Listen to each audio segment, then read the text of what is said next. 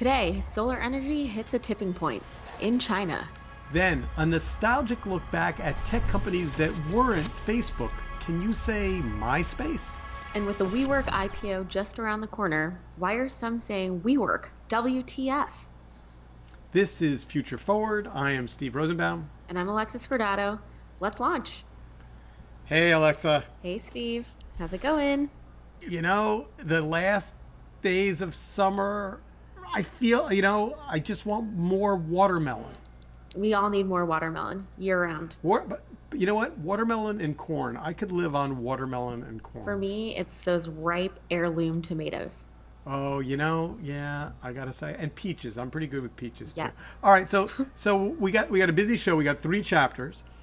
Chapter 1, we're gonna look at solar energy in China with our friends at IEEE Spectrum. We have a terrific report on that, and Glenn's gonna be with us in a few minutes. Then we are gonna look back at the internet and the things that are nostalgic but a little sad. There's a couple of passings to note, and then finally for chapter 3, we're just gonna dig into WeWork because everyone else is.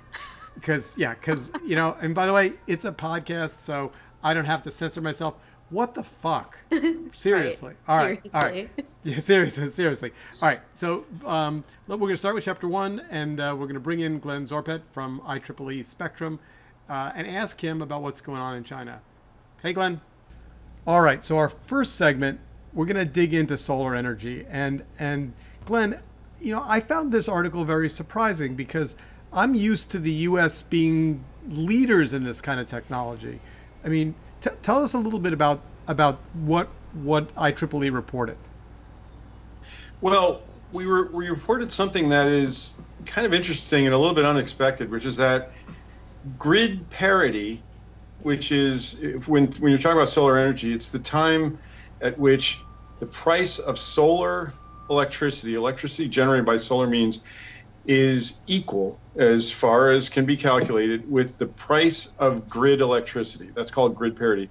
And the article, which was inspired, basically we were blogging off an article in Nature Energy. The article said that this has already been achieved in China, in most cities in China. So electricity costs, as in the United States, electricity costs different prices in different parts of China, but for many cities, a very large number of cities in China right now, solar generated electricity is as cheap or cheaper than the grid option in those cities. Obviously it's a big development. It's very important. However, you don't want to overemphasize how big it is. It is important. It's a very beneficial step in the inexorable rise of solar generated electricity, but there's a danger of making too much of it. So the title is Solar Power is Now as Inexpensive as Grid Electricity in China. That's like really eye-catching. How did the scientists in Sweden come to that conclusion? So that's a good and complicated question because electricity, first of all, how much does grid electricity cost? Well, even that is not so simple.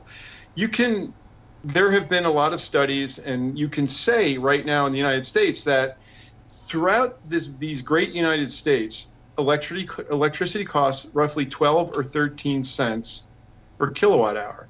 But that simple statement hides an enormous amount of complexity. For example, electricity costs about 33 cents per kilowatt hour in Hawaii, and it costs about 10 cents per kilowatt hour in Arkansas. So there's tremendous variation to begin with. And then secondly, if you look even within a single state, utilities use different forms of generation to suit the variations in demand that happen in a typical day.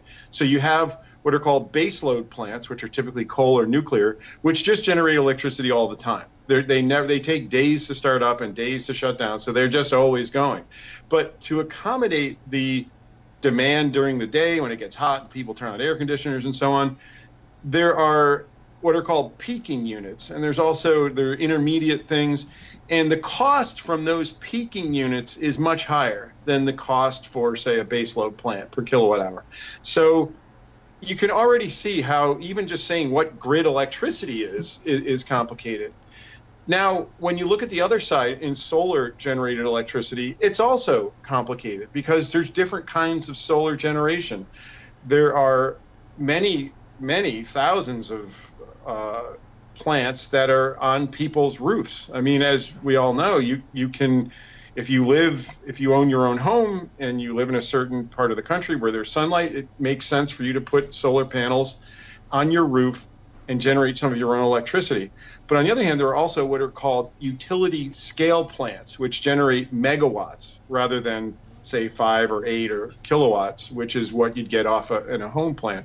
So obviously the costs from those different kinds of generation setups are going to be very different. So this business of calculating what when you've reached parity is much more complicated than you would think. And as I understand it, part of what's tricky about this is that China, for example, which I didn't know, it said that 72% of China's electricity is generated by coal. And China is now the world's largest producer of electricity. So, all of a sudden you've got solar competing not with natural gas or with others, it's competing with coal. And without getting into the politics of it, is this as simple as the fact that because China is a newer economy, they've got they can replace old broken electricity generating technologies with solar, and the US has kind of more built infrastructure, if you will? It's not quite that. That may be part of it, but I mean, China is by far the world's largest maker of solar photovoltaic panels. Okay. So China makes an enormous amount. I don't know what the percentage is, but China is by far the largest maker of solar photovoltaic panels. China also has a lot of coal, which is why coal has, China shares that characteristic with the United States, which also has a lot of coal reserves. But China as a developing country has as its goal, or for many years had as its goal, as many developing countries did, self-sufficiency of some form. So they had enormous coal reserves. So they put in a lot of coal facilities. However, as anyone who's been to China knows, there is an enormous pollution problem in many Chinese cities. And the Chinese leadership recognizes this, and they have active programs to now begin discouraging coal. And indeed, in the United States, when you figure in the costs of decarbonizing coal, so okay, you can use coal to generate electricity, and if you don't bother to decarbonate it, that is to say, capture and sequester the carbon dioxide, or desulfurize it, in other words, capture the sulfur, which is a very polluting element released by many forms of coal burning, most in fact.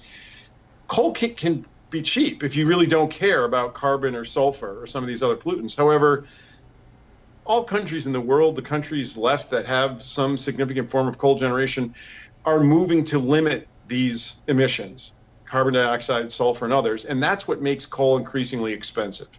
So Glenn, I'm trying to understand, do you think the article is saying that, out of necessity, because of concern, environmental concern, China is shifting from coal to solar? Like, is it catching up, or is the article actually saying that there is a green future on the horizon? Basically, is this about China being a leader or China being a laggard and actually just catching up? I think it's a little bit of both, but I think it's more pointing to China assuming a leadership position. The Chinese leadership, I think, has accurately seen that the future is not coal. It's solar, it's wind, it's natural gas, it's hydro to the extent you can have hydro, and they're trying to move in that direction swiftly and aggressively, and in the same way the United States is, with subsidies, both in China and in the U.S.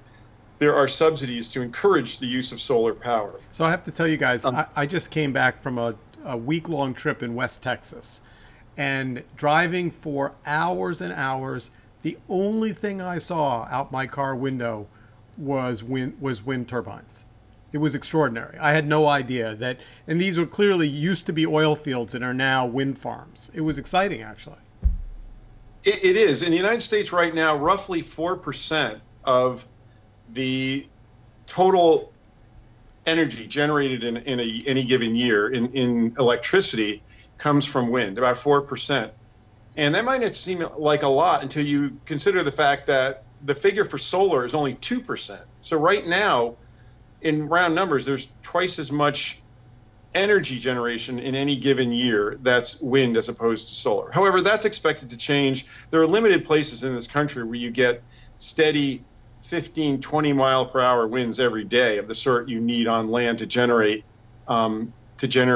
wind energy, wind electricity consistently on land. You know, offshore is a different story, but solar, lots of places have sunlight every day. I mean, some are better than others. Phoenix is better than Seattle or Portland, but there's a lot of places in this country, and the potential is very large. Well, I mean, there are some big obstacles before we can get to that, but there's a lot of potential well, Glenn, in this country. It's an exciting article, and for those of you listening and watching at home, go ahead to IEEE Spectrum and look at the article because there's a lot of information there, and we'll keep tracking this because it's actually very, very important. Thanks.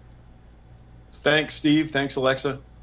All right, so solar energy, coal, all that stuff, fascinating. But now we're going to take a little trip back in time. This comes from a Gizmodo article that listed all the social networks that This made me failed feel so so sad. badly. It made me see good. I'm glad to hear you say that because I was like, am I just being old? But it made me No, I feel was super sad. Like, sad. I was sad in the way that when my local fruit stand closed because of a J. Crew moving in, that's what I feel like with all of these little startups. They weren't really little. so They were big. so so we won't go through all of them, and we'll put the link to the article in the show notes. But were there any that, as you look back, you went, "Oh, that's right, I forgot about I mean, that one." honestly, Friendster was huge. It was because it was really popular in Asia, and so I have a lot of family in the Philippines, and I just remember I couldn't get my cousins to get on MySpace. They were locked and loaded in Friendster. By the way, did you? This is me. This one's. I knew nothing about No, Elio. actually, there were a bunch in here that I didn't recognize or maybe forgot about. Um, and it makes me wonder as I look back on them, like, so why did Facebook succeed and Google Plus fail? Oh man, I mean, I, for all of his flaws, I really think Mark Zuckerberg is and was a brilliant product person. He understood from the beginning what made Facebook sticky, and at first it really started with photos. I remember when he added the feature to tag your friends in photos, and this was like when it was just college students. And the experience completely shifted from a directory site where it was profiles of your classmates to then you reliving Friday or Saturday night's party. And I feel like every major product change in the early years actually obliterated all of these companies. So maybe maybe Instagram is actually secretly him trying to reconnect with what worked best about Absolutely. Facebook. He knew or he saw that with both Snapchat, which he tried to buy, and Instagram, that people were putting content that was valuable and special to them there, or it was a place to connect. And so his M&A strategy was I want to be everywhere that consumers are putting sentimental things and have connections to people they care about. So I'm a little late to Instagram. I mean, I'm kind of on Facebook and I'm on LinkedIn. I'm lots of other things. And Pam, my wife and business partner, is like really likes Instagram better and has kind of urged me to use it more. And it's been interesting because over the last couple of months, what I've seen is I get much more positive feedback. It's just a warmer, Hmm. safer I environment mean, it's than way more Facebook. pleasant. I think people are Um, curating content through the lens of positivity versus airing out their dirty laundry or complaining about some political news of the day. All right. Let's move over to this article about AOL and the missed opportunities of AOL. This was John Miller is a longtime friend of mine, and I found this piece surprising only because I always expected that I knew this, but I was surprised that he kind of came out and made it public at how, essentially what he said with some regret was that, AOL missed so many opportunities because they couldn't get the funding to do Yeah, it acquisitions was they the should have Time done. Warner. It was the board Um, of Time Warner that blocked the deals. yeah, yeah, Actually, no, it wasn't necessarily blocking yeah. Facebook. Mark Zuckerberg just flat out refused any offer. But but right. But according to John, he had an opportunity to Hmm. buy YouTube, which I did not know, and I don't think he's ever said publicly before. Or it was buy or invest in. He wasn't really, but essentially what he said was, in order to be successful in this space, you had to be taking more shots than Yeah. they were willing to take.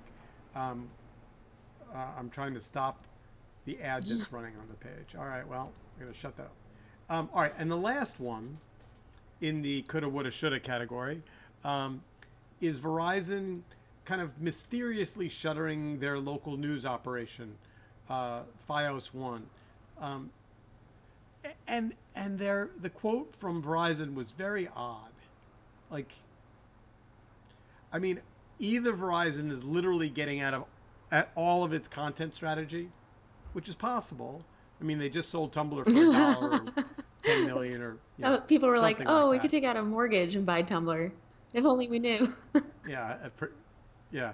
Um, but I thought that the tone of Verizon's response when asked, kind of, are you going to be in local news ever again, was, kind of like, eh, Right, going in a different direction. It doesn't get any more vague than yeah. that.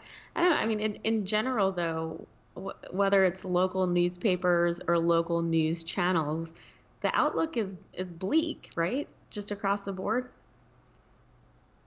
Well, all right, and I should say, so I know the French family which owns RNN, which was the entity that they used to produce FiOS One, and they had, I mean, they're letting go of 166 Hmm. journalists, and I thought that Verizon's like, we wish them well in their future endeavors, was like, I mean, maybe that's the boilerplate thing you have to say when you fire a lot of people, but yeah, there's not a lot of work for unemployed Yeah. journalists. Like, wish them well at their at their job at Arby's seemed like the subset of that. So you know I think the thing I came to looking at the failed social networks and then at AOL's missed opportunities and then at Verizon shuttering FiOS One was we're definitely in now entering kind of or maybe we're midway into the dark ages of the internet where you know investments seem harder to come by, particularly on the content side, and maybe that's not going to change It's anytime just a soon. period of mass consolidation and us living in a digital world that is potentially going to be controlled by, I don't know, maybe seven entities max. Um, have you watched on HBO the series No, not Succession? yet. It's really good. It's I mean, if you know the politics of the Murdoch family at all and have followed it, I mean, it's frighteningly close to, like, you can almost put the character names on the Mm. screen and go, oh, that, I have a you know. long list of So streaming to catch up on when I'm back in the US. Netflix and HBO look very different here in Europe. that's interesting. I think there's some secret ways you can probably find these shows, but I wouldn't tell you what they are. Off You'll the have to find record. it. All right. So chapter three, uh, we work. WTF. Um, there's an article written by. Um, There I'm are a trying to think bunch. of There's now Business where I saw it. Insider, Harvard Business Review. I think The Verge wrote an article. I usually hate when there's a pylon and people don't deserve it, but in WeWork's case, I think they deserve all of the scrutiny and some. So I mean, the thing. Sorry, so let's do the Verge article because it's the one that I found the most jaw dropping. I mean, first of all, I guess I didn't realize how consolidated the risk is in that company, in that it's essentially a husband and wife team, in which the wife kind of in public says women's job is to support men and their vision. It's like, did she not get the memo? Like, even if you think that that's the truth, for God's sake, when you're about to IPO the company, don't say that. I mean, I literally read it twice. I'm like, is that a I just typo? Is feel that a bad for their mistake? corporate PR team. Yeah, yeah. Well, um, and I guess maybe people don't actually read the S1, but if you get into the guts of it, I mean, the bullshit level is just Yeah. jaw-droppingly So high. before we even get Like, to the BS, like, do you buy that they're a tech company? No, no, of right? course not. No, they're all right. So let me roll it back. So when I was running two of my startups, the hardest thing, you'd rent a floor, and then we grew. We took another floor, and then we grew and took another floor. And as we grew, the landlord hated us more and more, which I could never understand. We were paying him more money, and we never missed a rent pay. And finally, I said to him one day, I said, "Fred, I don't understand why we're so." And he said, "I had a building with 8 floors in it, and I had 8 different risk factors. And if one company," he said, "Steve, you're either going to grow and leave my building or you're going to fail and leave my building. But startups only go in one direction or another." So all I was to him was risk. When he had 8 different tenants, I was 1/8 of the risk. So I understand the business opportunity of WeWork coming in, or I'm sorry, Mm-hmm. the We company coming in and saying to landlords, "We'll take the risk. We'll manage all these people growing and shrinking and adding desks and leaving desks and not paying their monthly $500, and you'll just get nice, consistent. We'll either own the building or we'll lease the building on a long-term lease." I get why that relationship works between, the changing nature of work and landlords who don't like change. But I don't understand how they can. I mean, do they claim to be a tech company, or they're just the valuation reads like a I, tech company? I The think they would valuation reads. claim to be a tech company. They're saying space as a service. And if you look at some of the most successful tech IPOs of recent years, they all position themselves as SaaS companies. So it's interesting that they've even used that phrase, space as a service. But the economies of scale just aren't there. They, I think, are reporting a $1.8 billion loss against $1.6 billion in revenue. Yeah, that's so. I should tell you, my friend Amol Sarva runs what I think is the fastest growing, of these companies. Although he defines his business very differently. This is Oh, yeah, they're Notel in New making York, news. which is not only yeah, they're all over the place. And he just raised $400 million. But his customers are very different. They're big companies that want flexibility in what cities they base staff in, being able to move people around. They have a much clearer business Hmm. model to me than we work, which I think if the economy turns sideways, which thanks to our fine president seems like it probably will, you know, what percentage of people need to just decide they're going to move from their WeWork $500 a month desk back to their apartment in order for that company Hmm. to fall I off a actually cliff? think if any of these companies did want to be true tech companies, they should acquire or merge with HR tech software. If you think about startups who need IT or HR software, I think there's an opportunity, but I haven't seen anyone really move in that direction. No, and I can't even really call it the we companies without smirking. The we companies have a whole Yeah, educational they bought vertical. They're Flatiron buying, School and another. Uh, oh, and Meetup. Did they buy Meetup? Yeah. yeah, they did. Although I'm not, is that in their education vertical? I think professional development maybe like it all skews in that camp. All right, so let's just try and kind of see if we can bundle all this together. So there's going to be an IPO in September. WeWork is going to IPO. Founder Um, sold $700 million worth of shares, but wants us to buy them. yeah. Um, in fact, if you can tolerate reading the Verge article because it's so painful to read, and you get in, get past the fold and into like the third or fourth page, um, it almost seems like like it verges. I don't even want to say the word because it's like I don't want to wish anyone badly, but like he's buying buildings, the company's loaning him money, he gets no salary, his wife gets no Like a salary, but the Ponzi company's scheme. made him a.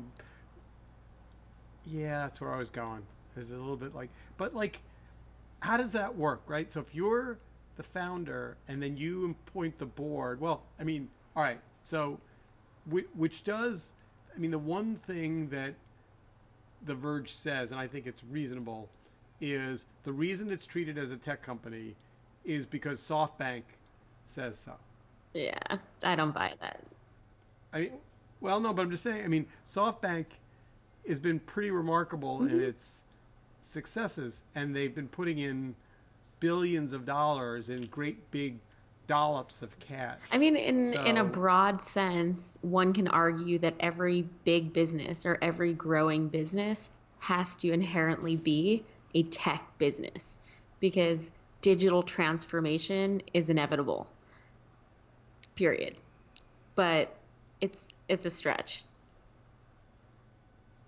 so you're not calling your broker and saying I want We Company stock when they IPO. You're not trying to use your network to find a way to get friends and family stock at Definitely the We not. Company. Pass. Hard pass.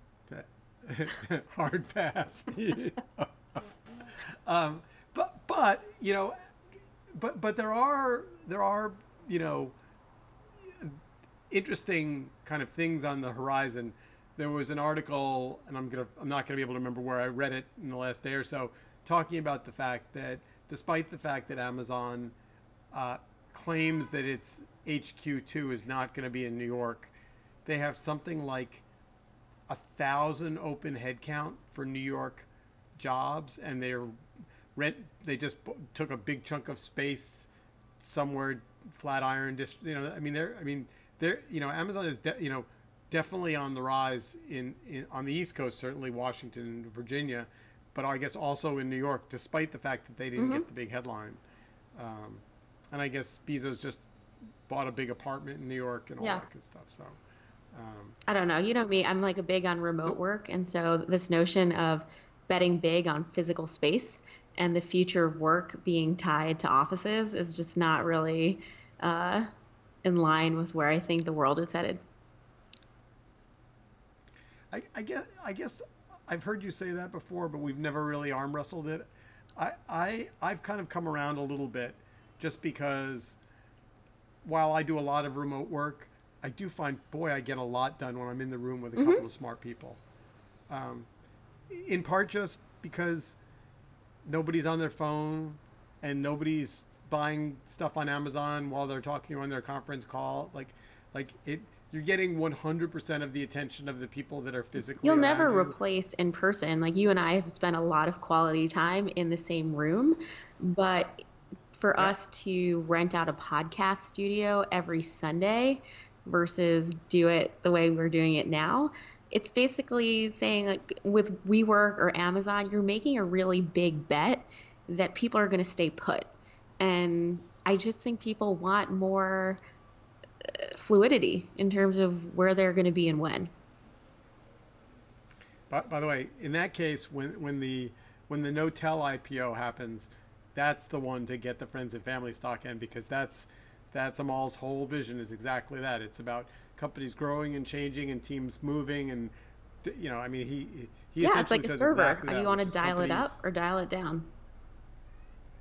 Exactly. All right. Well, we are out of time. It's been fun as always. I have to say I found the story about solar in China really maybe the best news I've heard in a I'm while. well, You it's know. finally nice to see a China headline that was positive. I feel like.